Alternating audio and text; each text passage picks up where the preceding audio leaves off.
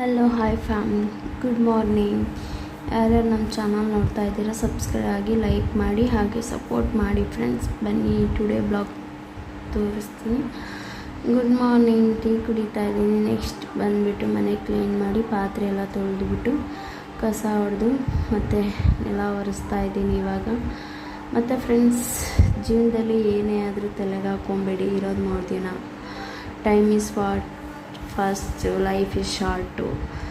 So ಜೀವನದಲ್ಲಿ ಏನೇ ಬರಲಿ ಏನೇ ಹೋಗಲಿ ತಲೆ ಕೆಡಿಸ್ಕೊಬೇಡಿ, ಆರಾಮಾಗಿರಿ. ಇಷ್ಟು ನಾನು ಹೇಳ್ತೀನಿ. ಪಾಸಿಟಿವ್ ಆಗಿರಬೇಕು ಯಾವಾಗಲೂ. ಜೀವನದಲ್ಲಿ ಏನೇ ಹೋಗಲಿ ಏನೇ ಬರಲಿ ಯಾವುದಕ್ಕೂ ತಲೆ ಕೆಡಿಸ್ಕೊಂಡಂಗೆ ನಾವು ಆರಾಮಾಗಿ ಇರಬೇಕು. ಎಸ್ಪೆಷಲಿ ಹೆಣ್ಮಕ್ಳ ಜೀವನ ತುಂಬ ಕಷ್ಟ. ನಾವು ಅದನ್ನು ಕಷ್ಟ ರೀತಿಯಲ್ಲಿ ತಗೊಂಡ್ರೆ ಅದು ಕಷ್ಟ ಅನಿಸುತ್ತೆ. ಸೊ ಯಾವತ್ತೂ ಕಷ್ಟನ ಕಷ್ಟ ರೀತಿಯಲ್ಲಿ ತೊಗೊಬಾರ್ದು. ಸೊ ಅಡುಗೆ ರೂಮ್ನೆಲ್ಲ ಒರೆಸಿತ್ತಾಯಿತು. ಇವಾಗ ಹಾಲಲ್ಲಿ ಒರೆಸ್ತಾ ಇದ್ದೀನಿ. ಸೊ ಡೈಲಿ ಬ್ಲಾಗ್ ಇದು. ನಾನು ಯಾಕಪ್ಪ ಹೇಳ್ತಾ ಇದ್ದೀನಿ ಅಂದರೆ, ಈಗಿನ ಕಾಲದಲ್ಲೆಲ್ಲ ಕಾಯಿಲೆ ಬಂದು ಯಾವುದೋ ಒಂದು ರೂಪದಲ್ಲೆಲ್ಲ ಸಾಯ್ತಾ ಇದೆ ಜನ.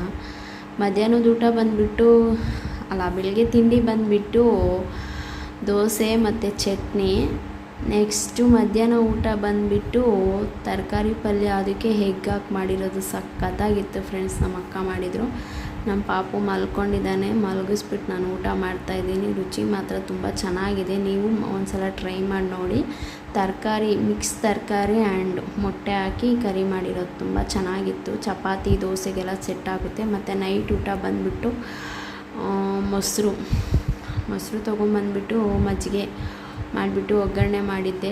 ತುಂಬ ಚೆನ್ನಾಗಿತ್ತು ಟೇಸ್ಟು. ಹೊಟ್ಟೆ ತುಂಬ ಊಟ ಮಾಡಿ.